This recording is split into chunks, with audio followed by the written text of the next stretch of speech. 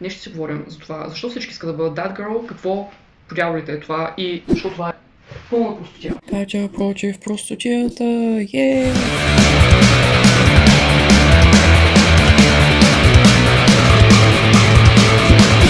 Според интернет, that girl е момиче, което става в 5 сутринта, медитира, пие смутита или, както е вече по-популярно, матча лате, къпе се всеки ден, записва своите мисли в дневник, яде здравословно, ходи на зала всеки ден и е успешна. Този стереотип е типично популярен в TikTok. Тези хора обикновено заснемат такива видеа като моите навици, как да станем успешни, как да станем продуктивни, как да живеем пълноценно, как да променим живота си, сутрешната ми рутина, вечерната ми рутина и съм почти сигурна, че особено ако сте момиче, сте видяли поне едно, а може би 5 видеа подобни в живота си и може би поне веднъж в живота си се опитвали да бъдете that girl. Нещо, с което ще започне, нещо, което забелязах, е, че тази естетика е популярна предимно сред белите жени. Бели жени, типични, социално приети. Странно, че всички момичета, които са that girl, са с един тип телосложение, с един и същи тип майндсет, с плюс-мин обикновено, както вече казах, това са слаби, бели жени. Аз лично, честно, не съм видяла нито една чернокожа that girl, не намеквам, че движението е расистско, намеквам просто, че това е доста странно, както и нито една пълна that girl и отново със сигурност не съм видяла нито една trad god that girl.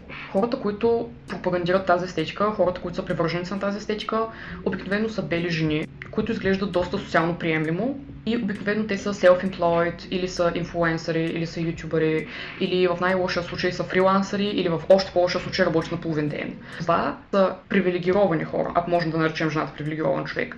Тоест, хората, които живеят според идеалите на тази естетика. Защото that girl не е толкова естетика, колкото начин на живот. Аз не виждам нищо ново тук, защото някакви подобни идеи могат да се наблюдават от 2010-та, а може би и 2000-те, а може би най-вероятно по-рано. И това нещо е обвързано с това движение, ако мога така да го нарека, е обвързано с изключително много странични неща, като clean girl aesthetic, като култът към продуктивността, работата, в принцип. Но ако дори просто проверите в Pinterest, просто влезете в която социална мрежа и напишете that girl, най-вероятно това, което вие ще видите, са успешни, self-employed, бели жени с минимално количество грим, които хранят с overpriced meals и запълват свободното си време с спорт и медитация. И ако още не ви е станало ясно, това е абсурдно. Нещото, което седи зад that girl style е идеята за това, че включвайки тези полезни навици в своето ежедневие, ти ще станеш най-добрата версия на себе си, ще станеш успешен, ще станеш продуктивен, ще бъдеш щастлив и ще се чувстваш пълноценно. Идеята на това движение са здраве, физическо и психическо, и успех и просперитет. Нещо, което според мен всеки адекватен човек иска и всеки адекватен човек се стреми към това в живота си. И въпреки това, аз съм против това движение, защото то няма нищо общо с тези неща, които изброих. Защото that girl движението няма нищо общо с здравето, няма нищо общо с продуктивността, няма нищо общо с пълноценността на живота, с щастието и с успеха. Нещо типично, което наблюдавам за тази идея е, че тя е доста урязана, т.е.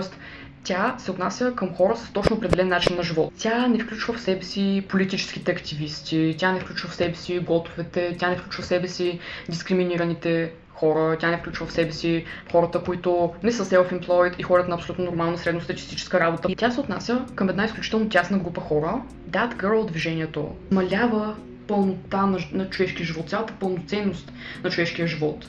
До едно малко кръгче от активности, които по някакъв невероятен начин трябва да те направят най-добрата версия на себе си, при положение, че те просто те ограничават. Основните навици, на които се набляга, е ставането рано сутрин, а по-конкретно в 5 часа сутринта, медитацията, пиенето на смучета или матча, къпането всеки ден, воденето на дневник, здравословното хранене, воденето на зала всеки ден, skin care рутина в 10 стъпки. Excuse me, what the fuck? Ставането в 5 сутринта или рано сутрин. Това се показва като нещо полезно, защото ако станеш рано, ти успяваш да свършиш повече неща. И едва ли не оплътняваш времето си по-пълноценно, плюс това поради някаква причина смята за полезно да ставаш рано сутрин. Проблемът тук е, че една от основите на наистина здравословния живот е съня. Ако ти не получаваш 8 или 9 часа сън, твоят живот не може да се нарече здравословен, защото когато ти не се наспиваш, твоето хранене отива на майната си, твоето психическо здраве отива на майната си, твоята продуктивност отива на майната си, ние не можем да говорим за просперитет, ако ти елементарно не доспиваш. Ако ти не доспиваш, това, че ти ще станеш 5 сутринта, дори да станеш, което е много съмнителен тейк, няма да ти помогне по абсолютно никакъв начин, защото ти просто ще станеш и ще се чувстваш като парче. Някои привърженици на тази естетика казват, идеята е, че ти можеш да вземеш тези навици и да ги интегрираш в своя живот и в своята рутина по начин, по който те да са ти полезни. Но дори да вземем ранното ставане, в случая, в който ти си се наспал, повечето хора не са self-employed. Повечето хора ходят на стандартна, доста натоварена работа. Това се води като рутина. Идеята на това е, че ти извършваш тези действия всеки божи ден. Ако ти всеки божи ден ставаш 1 или 2 часа преди работа, просто да 1 или 2 часа преди работа и да медитираш и да отделиш някакво време, за да кажеш утре си, това да отидеш на зала или да занимаваш с йога или това да си след това вземеш душ, след това да сложиш дневка. Кога ти след това трябва да отидеш на работа и да седиш и да работиш допълнително 8 часа, което означава, че в момента, в който ти се прибереш от работа, ти ще си труп.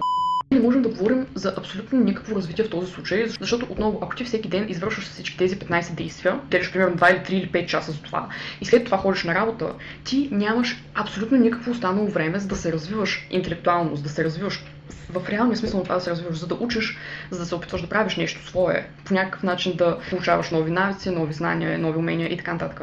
Искам отново да изброим всички тези неща, които казах, които изброих вече и да си помислим доколко те наистина имат някаква връзка с здравето. Смутита, протеинови шейкове, спортна вода, нищо от това няма връзка с вашето здраве. Това не са ваши мисли. Това са мисли на корпорациите, които искат да си продадат продуктите. Реално това е просто огромно количество фруктоза, захароза, изкуствен протеин, от който вие дори нямате нужда. Най-полезното нещо, което вие можете да пиете, е вода. Но просто водата е 1000 пъти по-полезна от тези плодови водички, които ви продават като нещо полезно, което има калций и витамин Б, въпреки че единственото нещо, което те съдържат, най-вероятно е огромно количество изкуствен подсладител. Къпането всеки ден.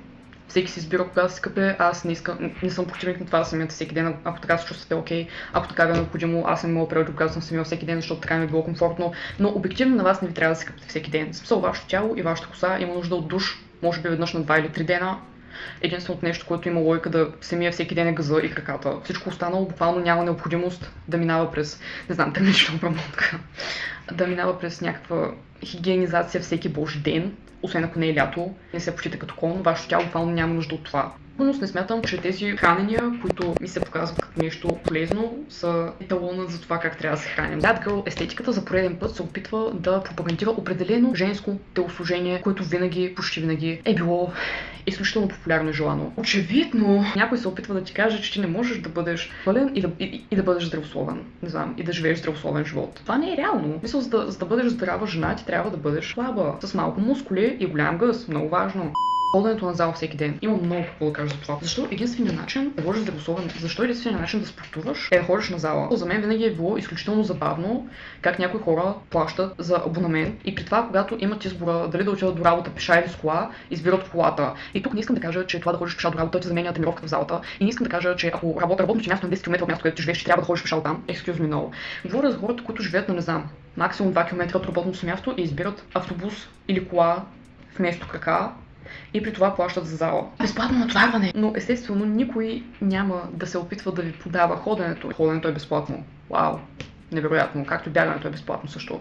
Както и тренирането по естествените площадки също е безплатно. И тренирането вкъщи също е безплатно. За мен лично отстрани изглежда така следно цялото това движение, цялата тази идея, поредната измислица, която е била създадена от някого, за да ти продаде определени продукти.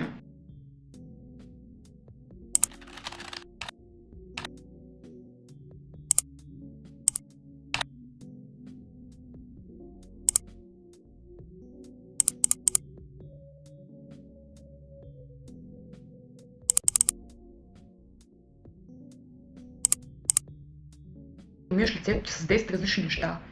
Буквално единственото нещо, което е нужно на лицето ти, дори да не е просто вода, е просто сапун за лице и крем. В смисъл това е просто измиване и увлажняване. You don't need any different products that you put on your face every morning just to look human. И за мен това изглежда като пореден опит да се романтизира по някакъв начин потребителството, и за пореден опит да се зададат ултрависоки стандарти за жените, които да станат един вид норма. Здравето не са протеинови починки с гожи бери. Здравето не е йога, не е пилатес, не са спа процедури. Кога вие за последен път реално сте направили нещо, което е пряко свързано с физическото състояние на вашето тяло? Кога вие за последен път сте ходили на лекар? Кога вие за последен път сте си правили изследвания? Кога вие последно сте ходили на зъболекар, гинеколог, уролог, I don't know. Сте излизали просто да се разходите, защото на нас ни обясняват, че здравето е фитнес и трябва да се ходи на фитнес.